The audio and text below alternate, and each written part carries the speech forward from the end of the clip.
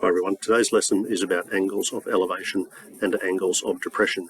Before we get started on that, let's have a quick review of right triangles. So, must have a right angle, obviously, otherwise it isn't a right triangle. And then we have two acute angles.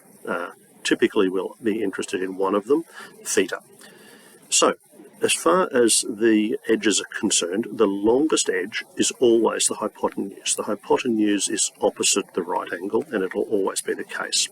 The other two sides are named compared to the angle we're interested in, the angle theta.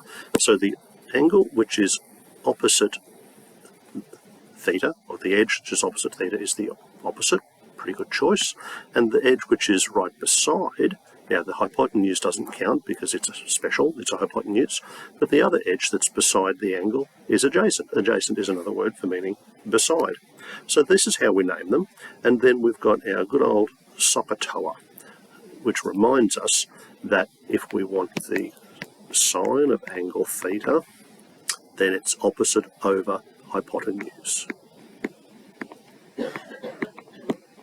If we want the cosine of angle theta, then it's CAH. That's the adjacent side divided by the hypotenuse. And finally, tan of the angle theta. So TOA, opposite over adjacent. And these are from right angle triangles. Now that's our quick review. Now let's talk about angles of elevation and depression. So an angle of elevation is when you look upwards, and an angle of depression is when you look downwards. Let's do an example.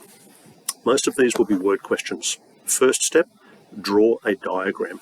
So from a point P on the ground, okay, I'll draw the ground, and I'll draw the point P.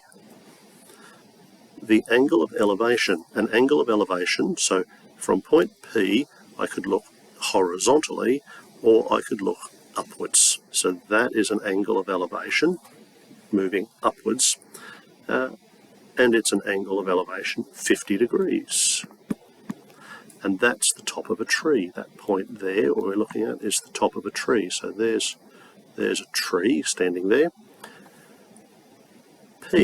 Point P is 8 meters from the tree. So there's, let's call that point, those 3 points are going to give me a right angle triangle.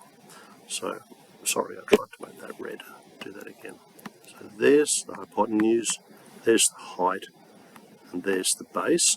I'm going to assume that the tree trunk is at right angles to the ground.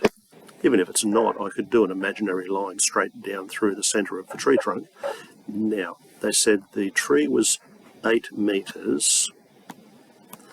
So that's point P. Let's call that one point Q, and let's call that one point R, just so we've named the corners.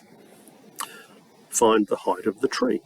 Well, I'll label this as H. My unknown is H for height. I've got an angle theta.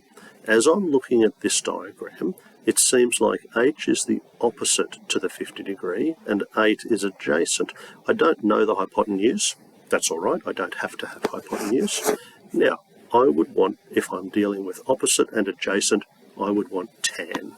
So let's write the rule. Tan theta equals the opposite divided by the adjacent. Now, do I know the angle? Yes, that's 50 degrees.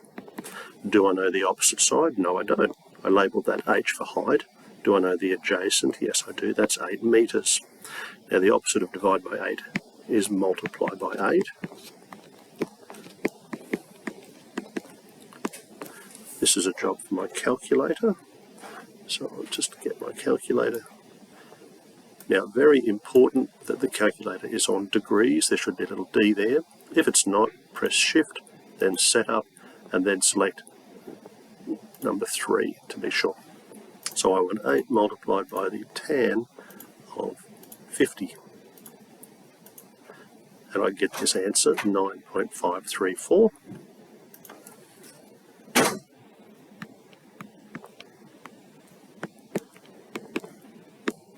Now let's go back to read the question to see what the context was.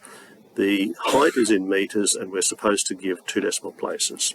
So, given the answer in a sentence, the height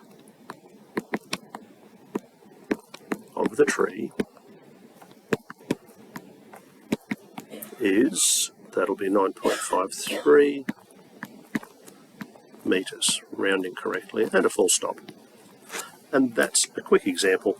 So to recap, draw a diagram, find a right angle triangle, label the parts of the diagram with the information you're given, decide whether you need to use sine, cos or tan, looking at SOHCAHTOA, and then do the working. Finally give the answer rounded properly with correct units in the form of a sentence.